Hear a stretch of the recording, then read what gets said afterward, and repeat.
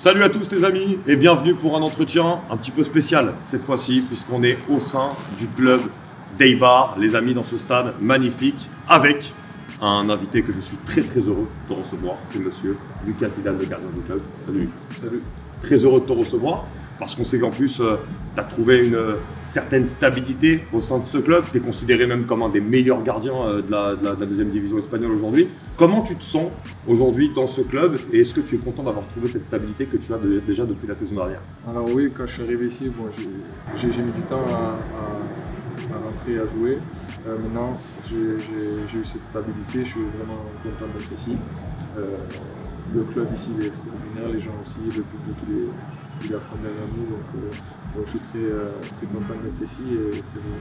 Raconte-nous un peu justement comment elle est la ville. Nous on est arrivé depuis hier, on a senti vraiment un aspect très familial ici. Est-ce que tu le ressens toi aussi au quotidien? Ouais, ici c'est une ambiance très familiale, comme tu l'as dit. Ici c'est très petit, il y a 25 000 habitants.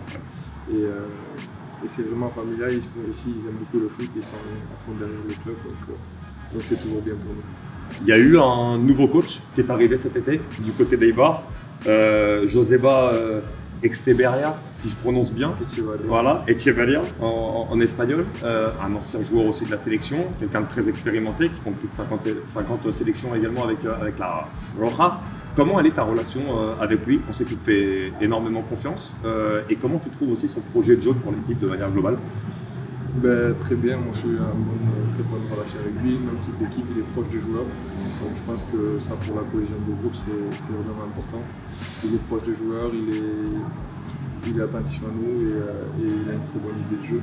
Et moi j'aime bien cette idée de jeu qu'il a, toujours avec ballon, toujours vraiment offensivement, il donne beaucoup d'arguments à l'équipe et c'est toujours bien pour nous pour pouvoir gagner des matchs. Et là, on a eu 10 matchs consécutifs sans perdre, donc on est vraiment très content avec lui. Eibar aujourd'hui c'est la meilleure attaque de la deuxième division, mais c'est aussi à contrario, la 12e défense du championnat.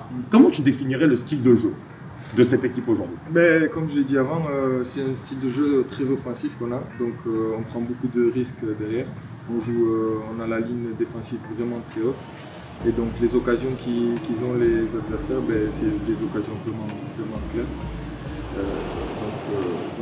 C'est toujours bien pour l'équipe parce que moi j'aime bien quand l'équipe on joue offensivement, bien sûr. Mais c'est sûr qu'après on prend beaucoup de risques, derrière. D'ailleurs toi aussi, Lucas, en tant que gardien, c'est quoi tes objectifs personnels et où tu te verrais aussi par exemple ça? Après moi je suis là, pour l'instant je suis bien, j'espère vraiment cette année pouvoir faire une bonne année ici et pouvoir monter pour ma carrière quelque chose de bien. Donc pouvoir jouer ici à ma division, c'est vraiment un objectif. Il y a un match où je voulais revenir avec toi parce que ça a été énorme dans ce match-là. C'est un déplacement qu'il y a eu il n'y a pas longtemps à Saragosse où vous avez gagné 3-2. Vous êtes pour mener 2-0 en plus dans ce match-là. Et quand vous marquez justement ce troisième but, je ne sais pas si tu t'en rappelles, il y a 2 énormes occasions pour Saragosse et tu sors 2 arrêts exceptionnels. J'ai noté d'ailleurs énormément de fois cette saison où tu as sauvé ton équipe. Et j'ai remarqué aussi au niveau de ton caractère que tu étais vraiment quelqu'un de très impliqué quand tu es sur le terrain. Tu parles beaucoup avec tes défenseurs. Ça montre aussi un petit peu comment tu te sens ici, mais comment tu as vécu notamment surtout ce match-là face à Saragosse et quand tu sauves ton équipe, c'est quoi le ressenti derrière à ce moment-là? C'est vrai qu'en première mi-temps on perdait 2-0, mais à la mi-temps on savait qu'on pouvait retourner la situation. Le coach nous l'a bien dit à la mi-temps et on a réussi à retourner la situation. Et après en fin de match, eux ils nous ont vraiment pressés, ils ont vraiment eu des occasions et on a réussi avec toute l'équipe. On a vraiment une mentalité forte pour défendre. J'ai aussi aidé l'équipe à remporter ces 3 points. Et je suis très content d'avoir fait ce match. Si on doit dire Lucas Zidane aujourd'hui gardien de but, quel style de gardien de but tu te définirais? On sait qu'il y a plusieurs catégories, il y a un peu le gardien libéraux, il y a le gardien qui aime bien aussi rester sur sa ligne. Quel style? Parce qu'on sait que tu as un bon jeu au pied aussi, comment tu te définirais? Beaucoup de personnalité et vraiment aider l'équipe offensivement à être le 11e joueur pour ressortir cette balle, comme tu l'as dit, libéraux. Je pense que maintenant, dans le football moderne, c'est vraiment important que le gardien soit un 11e joueur pour faire la supériorité derrière et pouvoir ressortir bien le ballon. Et vraiment aussi Nous, on a une ligne défensive vraiment haute, donc vous jouez vraiment haut pour vraiment aider les défenseurs à ne pas se faire prendre dans le dos. Je pense que c'est ça qui me détient. Et on va terminer avec une petite dernière question, notamment sur tes débuts, parce qu'on se rappelle, c'est 2018, je ne sais pas si tu t'en souviens, contre Villarreal, justement, où tu es lancé par ton père, justement Zinedine Zidane, qui te lance dans le grand bain. Est-ce que tu peux nous raconter aussi cette première? Parce que c'est vrai que c'est important, notamment pour un gardien, de faire ses débuts pro, surtout avec ce contexte-là, et de savoir aussi si Zinedine t'a donné quelques conseils avant de rentrer.